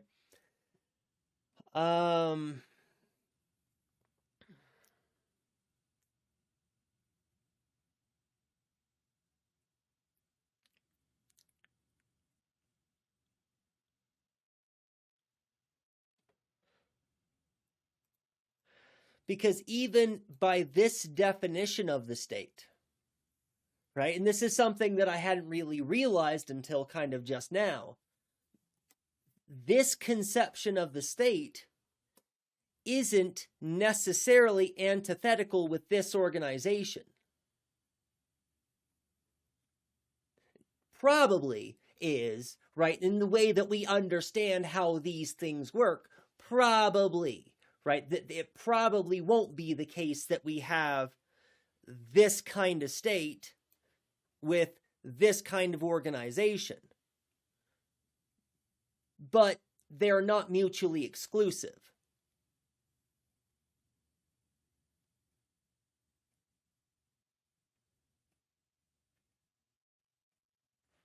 The other distinction that I haven't spent nearly enough time delving into, and this is probably going to speak more directly to Jane's concern about the hyper individualism of the conception of commodity as I've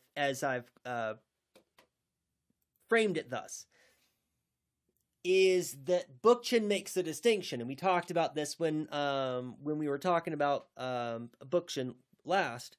Is that Bookchin makes the distinction between bourgeoisie commodification as opposed to other forms of commodification, right? If I'm exchanging eggs that I get with my chickens, if I'm exchanging eggs with my neighbor so that I can get some bread, there is commodification here. Right? My neighbor sees me as a resource for eggs so that they can bake their bread. And I see them as a resource so that I can have bread. There is commodification here, but it's not exploitative necessarily. And that's the thing. This is my fault for not having the nuance and for not making this distinction. In all of the cases that we're talking about commodification are not always necessarily bad. But that's the thing that I'm trying to come to terms with, is how can we have any kind of commodification that won't be potentially dangerous? And I think that that Jane's comment about hyper-individualism does kind of answer that, actually. If we understand ourselves as a community and members of a community, not individuals, and communities are made up of a whole bunch of individuals, if rather we see people as members, right, as parts of a community. I don't know if this is how helpful this is going to be, but what I'm tempted to include here is a treatment of Ubuntu, and this is an African concept of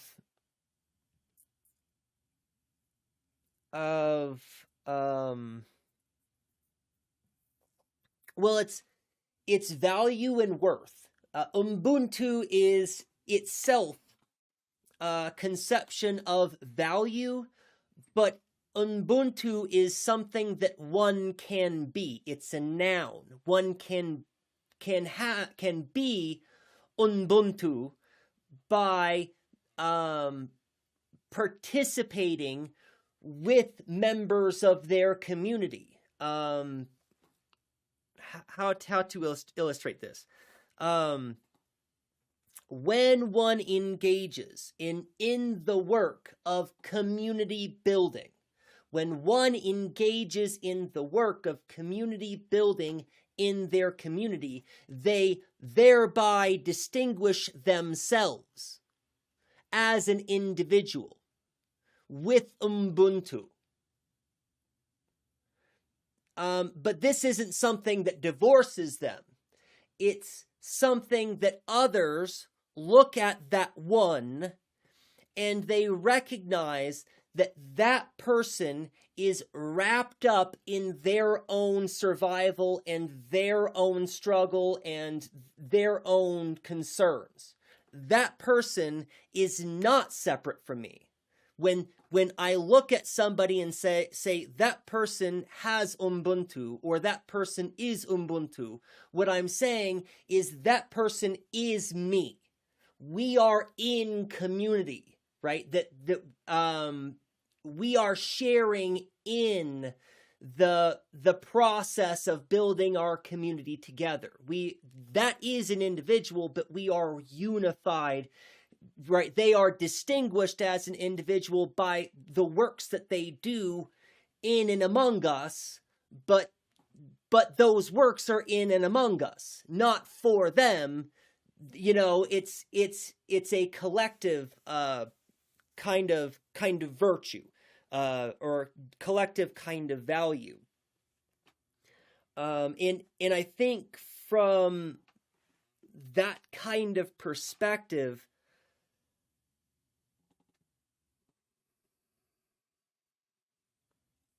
as an assumed premise, there's a lot less concern about potential alienation as a result of commodification. Maybe that's what I mean. I think that sounds reasonable anyway.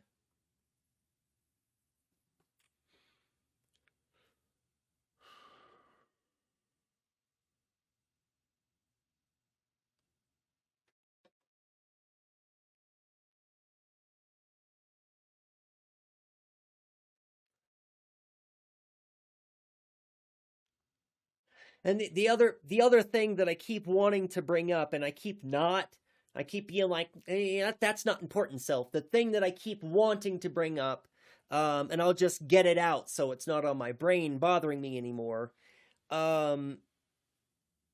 is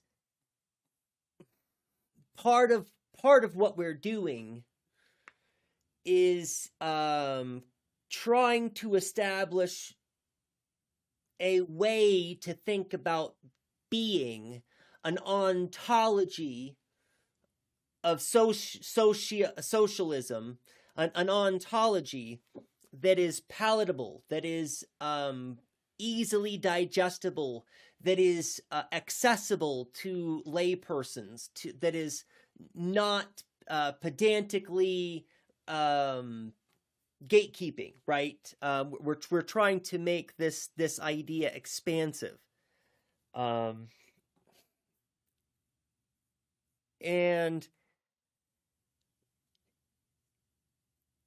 that means that we need to overcome attitudes of hyper individualism. Now, I'm not trying to use this as a defense so that I get to dig in my heels and keep my position and keep arguing because that's not at all what I want. I want to have a better understanding, and thank you all for helping me with that. But I think that it's worth mentioning. You know me, you all know that I hate bringing up optics or trying to make things, or caring about the Overton window. But at the same time, we do also have to kind of care about those things. So I believe that there is some value in at least addressing those concerns from a hyper-individualistic perspective.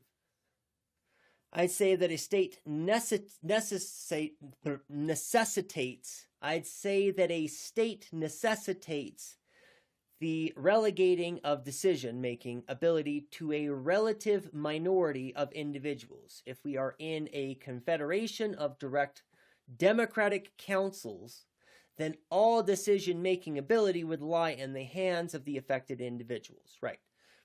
And this is where you and Trashnomancer are starting to come a lot more together in how you're talking about this kind of organization.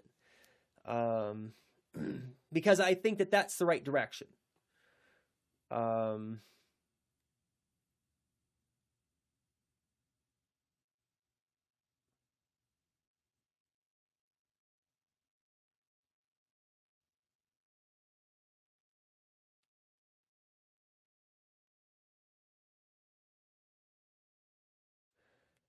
Always necessarily, and not bottlenecked. And that's the really important part there, I think, Jane, is that we are all in confederation of direct democratic councils. All decision-making ability would lie in the hands of the affected, right? And that we don't have a bottleneck, which is what the state is a relative minority of individuals that are bottlenecked. And, okay, so I would say here then, from this conception, it'll be anarchy. Hey, welcome in. Thanks for the follow. That we might say that Cuba is a representative democracy, and one that is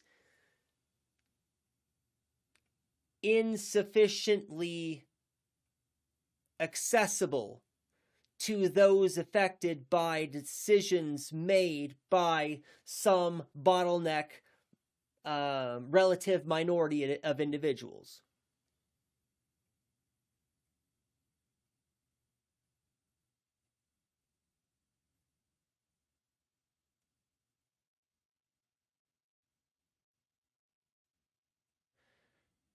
The question is,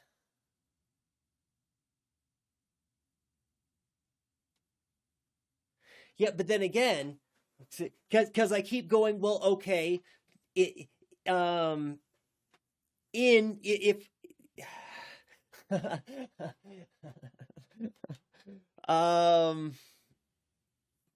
we are juxtaposing these two organizations, right, that we have a relative minority of individuals or confederation of councils.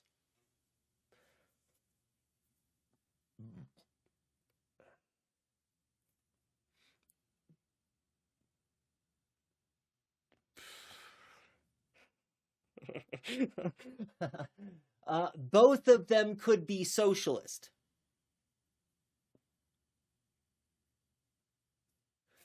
Well, both of them could be socialist-ish, but wouldn't meet our our definition, our strict definition, which what we want is whenever the workers, the people, there needs to be the word direct here.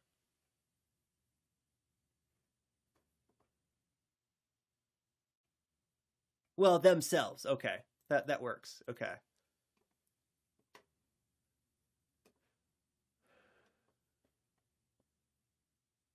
Right, because in this organization,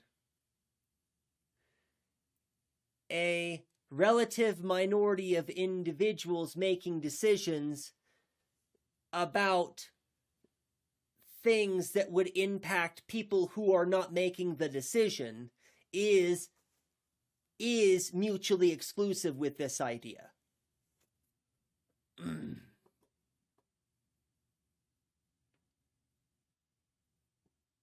Implementation of the decision, however, could be delegated to a group of individuals, usually experts given a specific field. There you go. Well, that's a very important distinction too, Jane, that I hadn't thought about at all.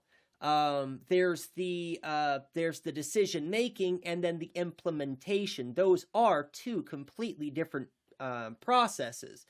Often those processes take place together, and often by the same bodies, but they don't necessarily. And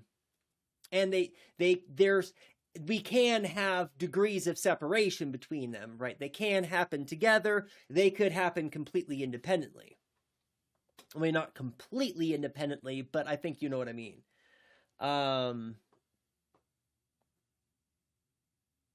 Yeah, decision-making and implementation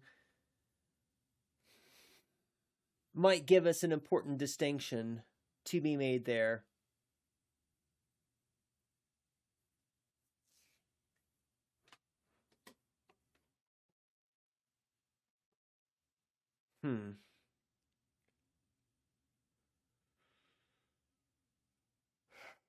Okay.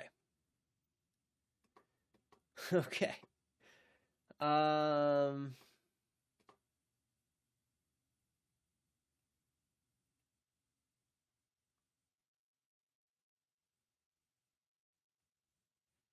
Man, I'm not used to my head hurting this much. We have been streaming for about 2 hours, but this has been a really fantastic stream so far as getting into the weeds and muddling through the brass tacks.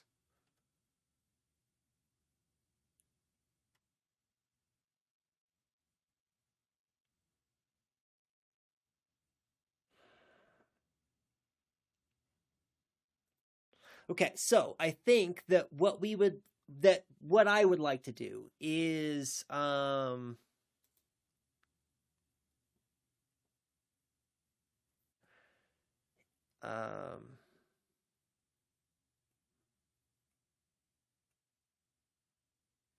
also in the decision-making process, all affected individuals would create a mandate first and then delegate for implementation if the circumstances needed it.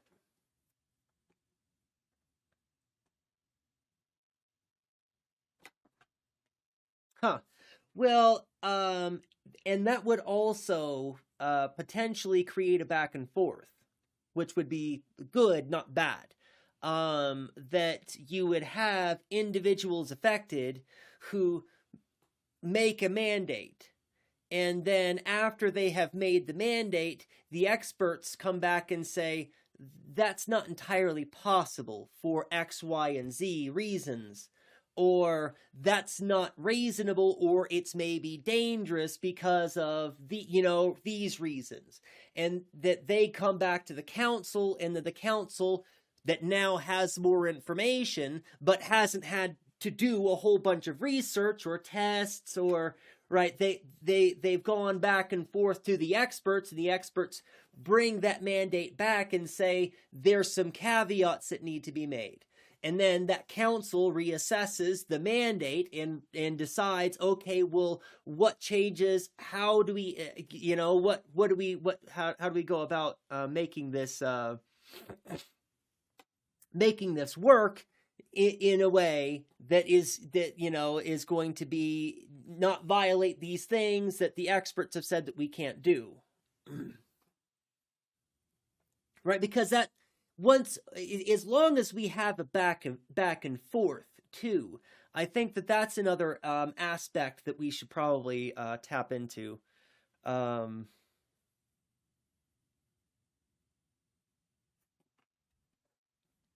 What I think I would like to do is add a thing here.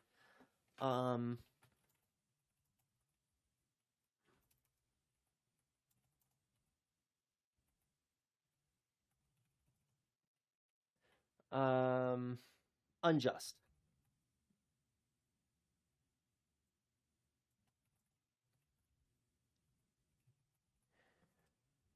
Right, and I think that we want to say no to that question, but we want to make a distinction. And this, I'm spitballing some stuff here. We would say not necessarily. My pedanticness. What is the threshold for unjust or alienating commodification? Right. That I think is something that needs to be answered. What is the threshold for unjust or alienating commodification?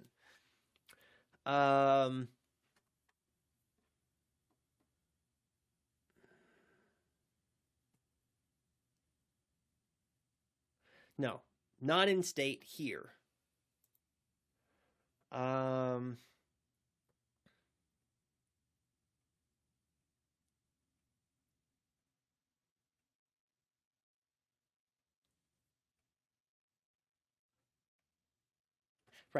Right. I'm going to put it here for now because I don't know where else to put it.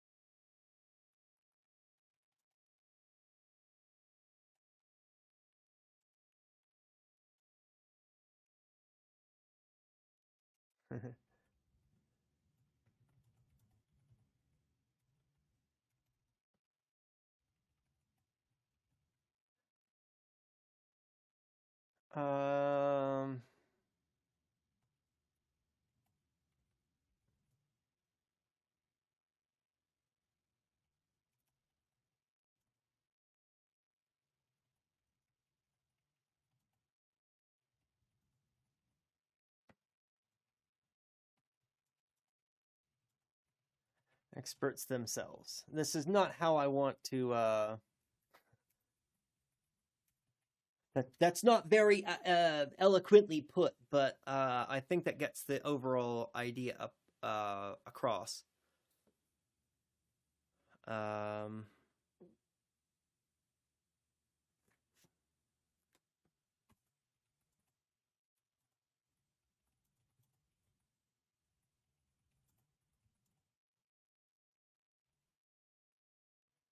Need to be experts. This creates a healthy back and forth dynamic.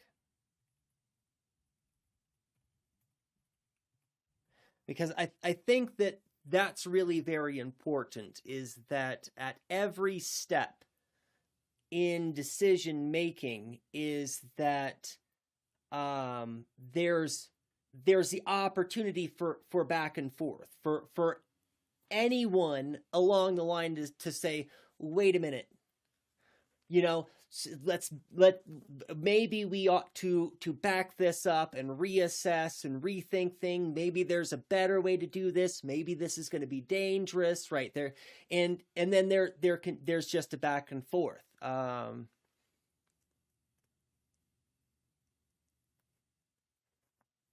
Think that my conception of commodity is closer to what Marx's is.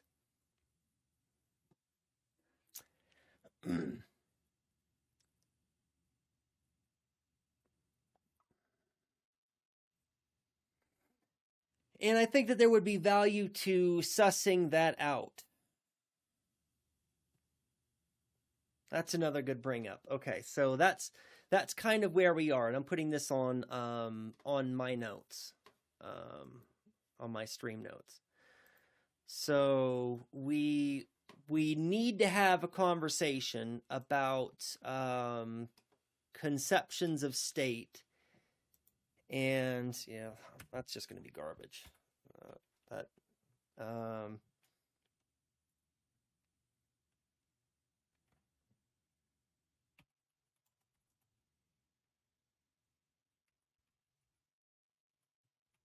Need to elucidate conceptions of state. And then I'll put here Testa and Bookchin. That's not how you spell it. Okay.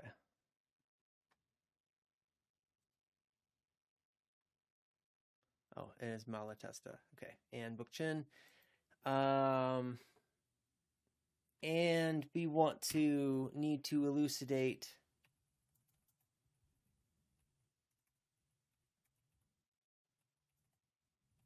conceptions of commodity. Yeah, and because I don't want to continue using a term that's going to be clunky and unwieldy and isn't the way that that the rest of us want to think about the term, right? You know what I mean? If there is an advantage to rethinking how we're using the terms, then I want the more advantageous, right? So yeah. And then we'll contrast Marx with Bookchin.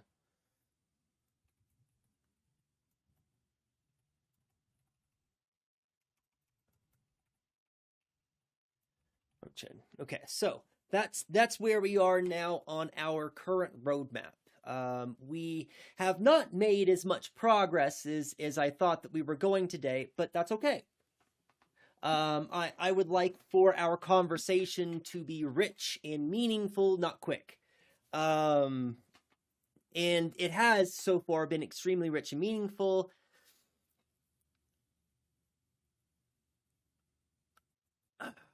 And I have a lot to think about.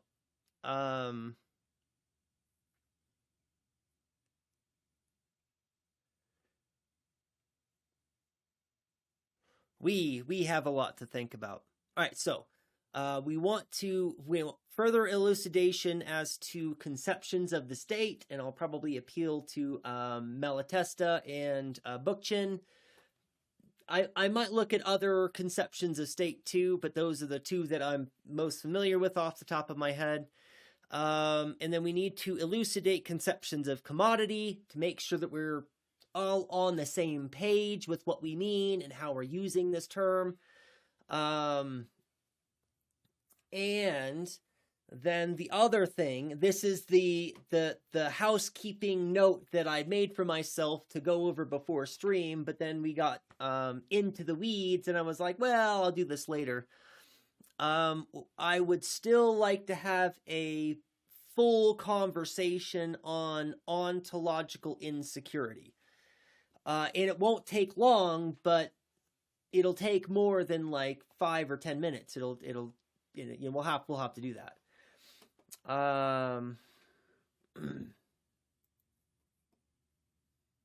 Yeah. Okay.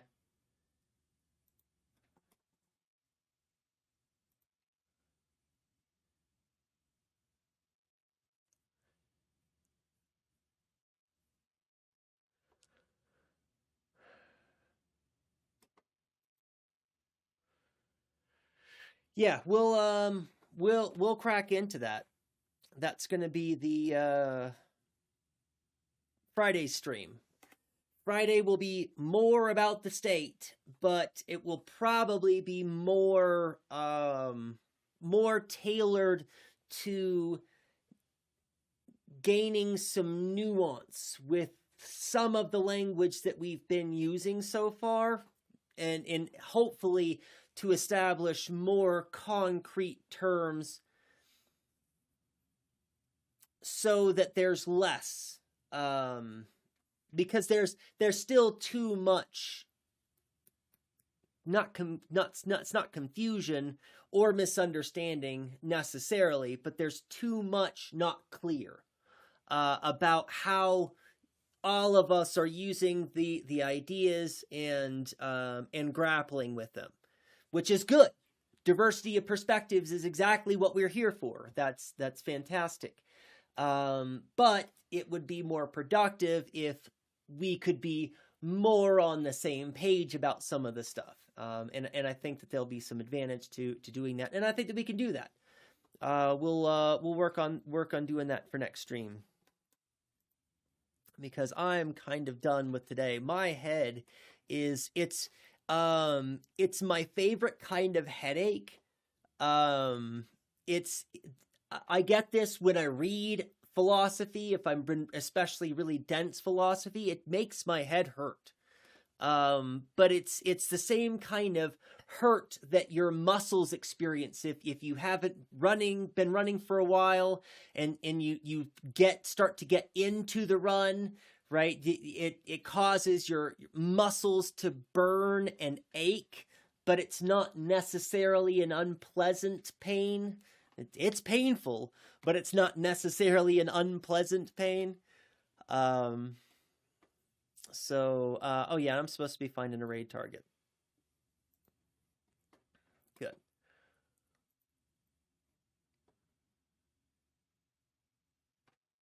Oh, we got a few good options right off the rip, which I like.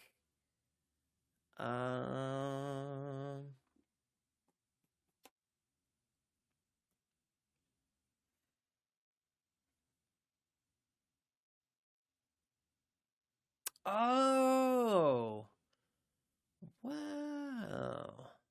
Didn't expect them to be streaming. Let's go in and stream into my friend Ike Solus.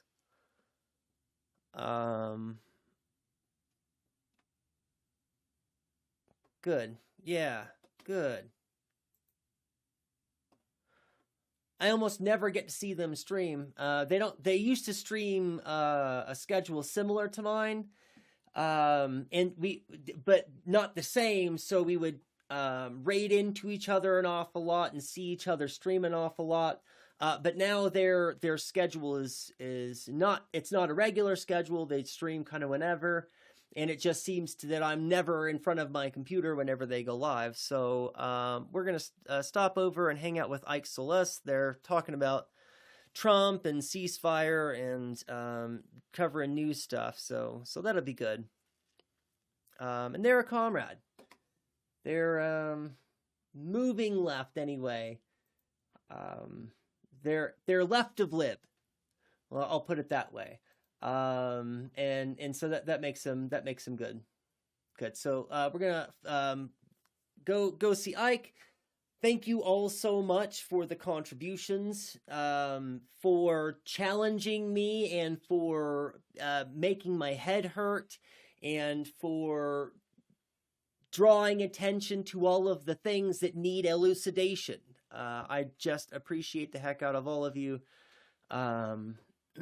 Jane and Matt, the regulars, it's always a pleasure. Trash Nomancer, it's good to see you. And I'm out of time, so be excellent to each other.